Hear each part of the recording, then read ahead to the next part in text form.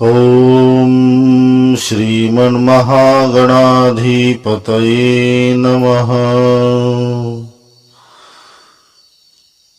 गुरुर्ब्रह्मा गुरुर्विष्णु गुरुर्देवो महेश्वर गुरुर्साक्षात् परब्रह्म तस्मै श्री गुरुवे नमः। करारविन्दे पदारविन्दं मुखारविन्दे विनिवेशयन्तं वटस्य पत्रपुटे शयानं बालमुकुन्दं मनसा स्मरामि। हे कृष्ण हे यादव हे सखेति गोविंद दामोदर माधवेति गोविंद दामोदर माधवेति। ओम श्री राधा कृष्ण चरण कमलेभ्यो नमः। सभी श्रोताओं को ओम नमो नारायण। गोपी गीत की चर्चा की श्रृंखला में अब तक हमने 15 श्लोकों की चर्चा की, भावार्थ को समझने का प्रयत्न किया है। 16वें श्लोक में गोपियां कहती हैं, पतिसुतान्वय भातृमाधवानतिविलङ्घ्य ते अन्त्यच्युतागताः गतिविदस्तवो गीतमोहिताः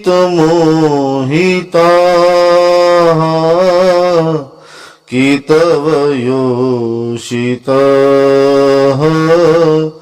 कस्तजेनिषि।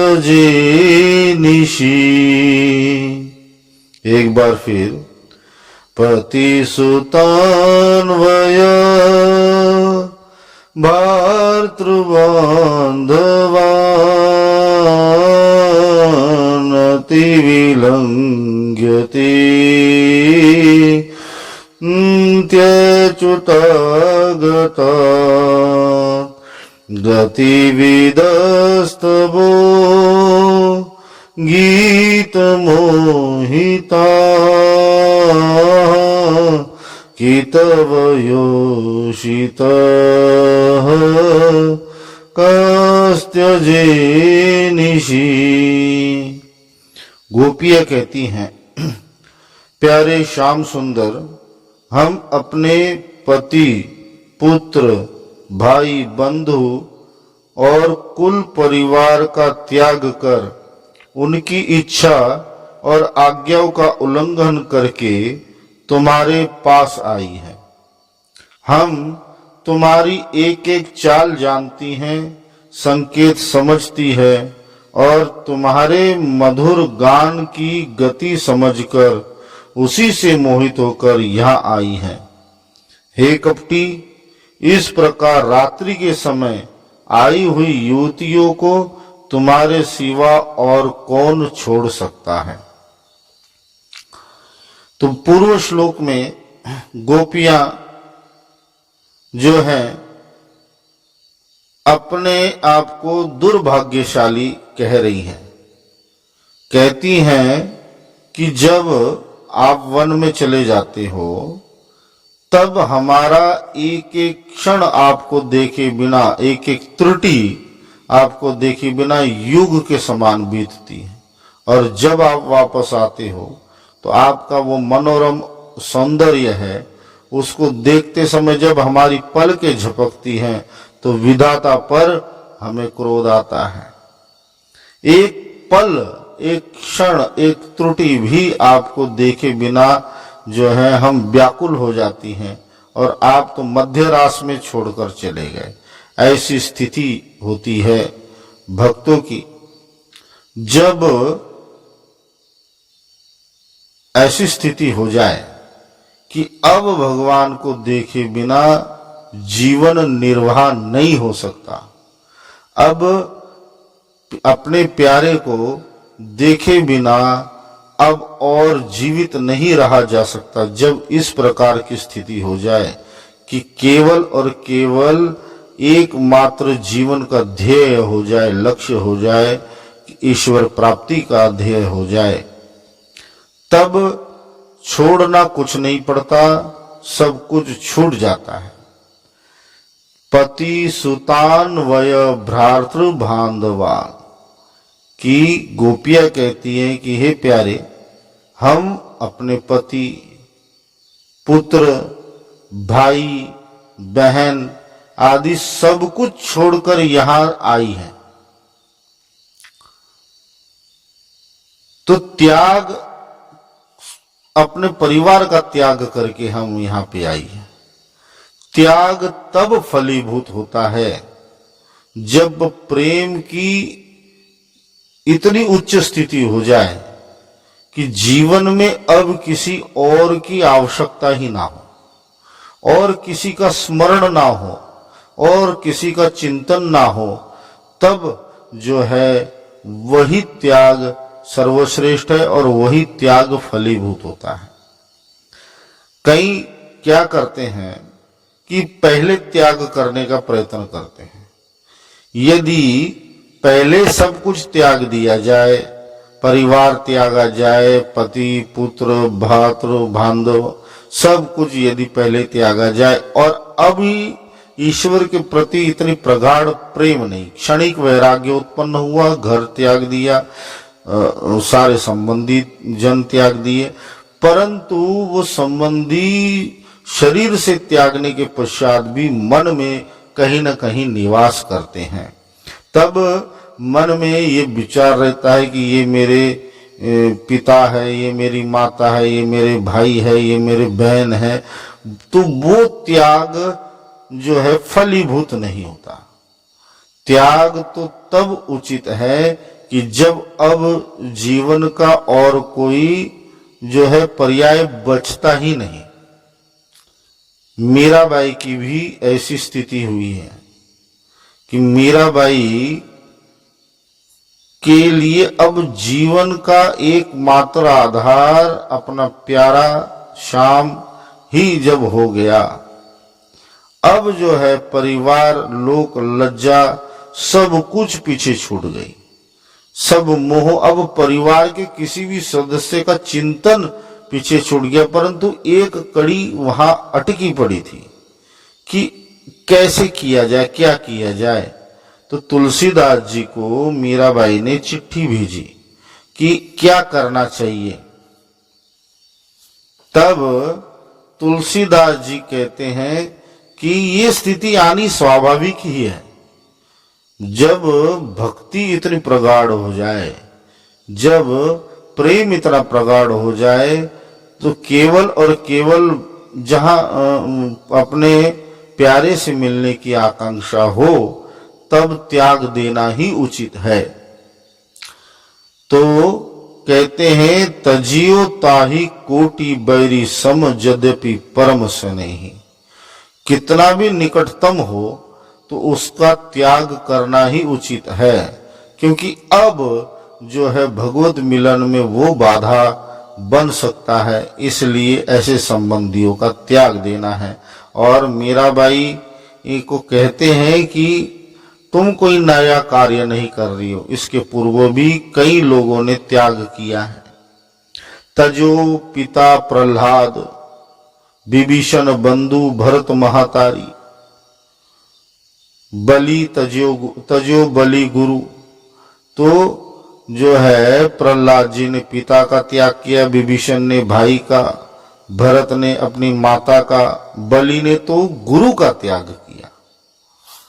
भगवान के शरण के लिए प्रेम वश तो त्याग उचित है। और यहाँ गोपियां कहती हैं कि ये जो त्याग, जो जैसे तुलसीदास जी का निर्देश हुआ, तो जब भक्त उच्च कोटि में पहुंच जाता है, प्रेम लक्षणा भक्ति के उच्चतम शिखर पे पहुंच जाता है, तब भी एक कड़ी उसे रोके रखती है। तो वो कड़ी भगवान श्री कृष्ण की बांसुरी ने उस कड़ी को तोड़ दिया। अभी भी गोपियां अपने घर में बंधु बांधवों के साथ थी, प्रेम लक्षणा भक्ति के उच्च शिखर पर पहुंचकर भी अपने संबंधियों के साथ थी, परंतु भगवान की बांसुरी ने, जब भगवान ने बांसुरी में क्लीम बीज का प्रयोग करते हुए बांसुरी की धुन गोपियों के लिए बजाई, तब उस धुन ने, भगवान की उस बांसुरी ने, उस बांसुरी से निकलती हुई गीत ने गोपियों की वह कड़ी भी तोड़ दी और गोपियां अब किसी के रुकी नहीं हैं। तो गोपियां यह कहती हैं कि हम अब सब कुछ त्याग कर आ गई है, अब हमारी वापसी नहीं हो सकती। सबके आदेशों का उल्लंघन करके आई, पति पिता पुत्र, अब हमारे लिए संसार में कोई संबंध शेष ही नहीं रह गया। और हम आई कैसे? तुम ही ने बुलाया है, तुम्ही ने बुलाया। और यहां गोपियां कहती हैं, ते अंत्यच्युता गताः, हे अच्युत। भगवान क्या है? भगवान का नाम क्या? अच्युत। अच्युत का अर्थ होता है कि ओमनी प्रेजेंट, यानी जो हर जगह स्थित रहता है, कहीं कभी भी कहीं से जाता नहीं है।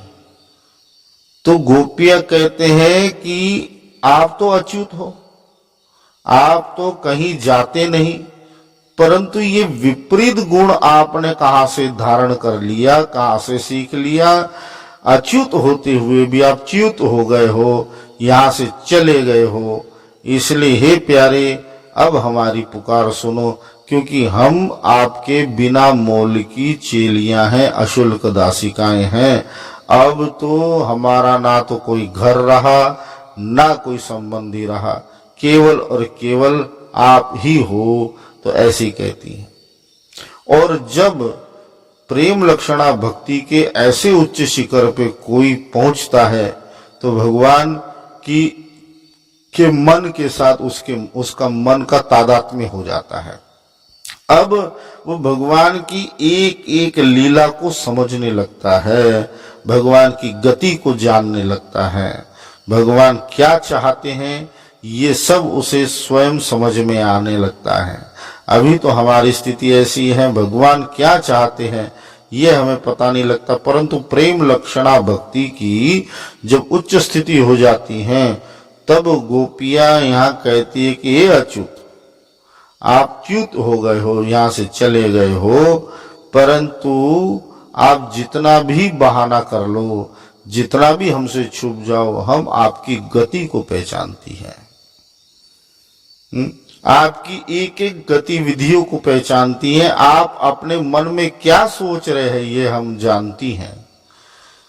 तो प्रथम तो आपने स्वयं बांसुरी बजाकर जो है हमें बुलाया, हमारे सारे संबंधी जो है हमसे तोड़वाए, सारे संसार का बंधन हमसे छुड़ाया, हमें यहाँ बुलाया, और यहाँ आने के बाद जो है हमें फिर आपको रास के लिए मनाना पड़ा, और इतना मनाने के पश्चात भी आप फिर हमसे कपट कर गए। तो भगवान को कहते हैं कि आप क्यों हमसे ये कपट कर गए? क्योंकि देखो ये सुनसान रात्रि है, रात्रि की बेला है, शरद पूर्णिमा का चंद्र है, जो है रास के लिए जो है पर्याप्त समय है और जो है उत्तम काल है। तो ऐसे उत्तम काल में हम स्त्रियों को अकेली छोड़कर आप के सिवा और कौन जा सकता है? क्योंकि आप तो निस्पृह हो, आपको किसी भी वस्तु की स्पृहा नहीं है, परंतु हमें तो आपकी स्पृहा है।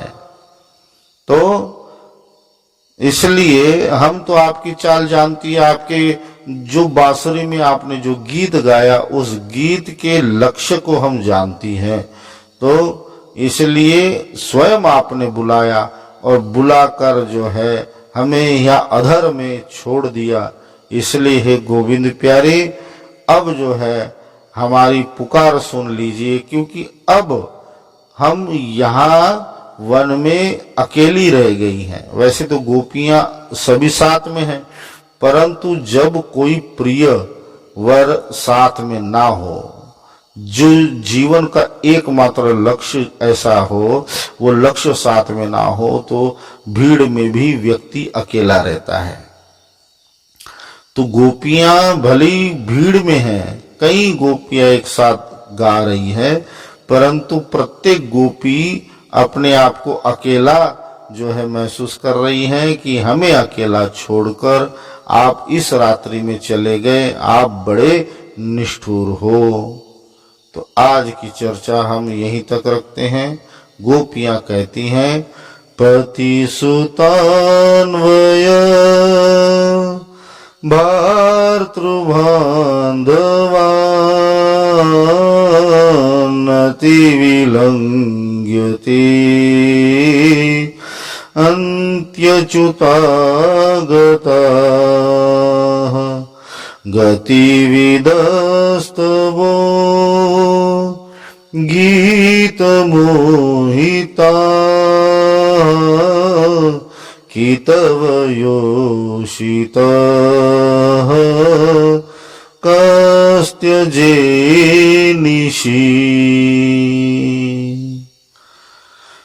सभी को ओम नमो नारायण। जय जय श्री राधे, जय जय श्री राधे, जय जय श्री राधे श्याम।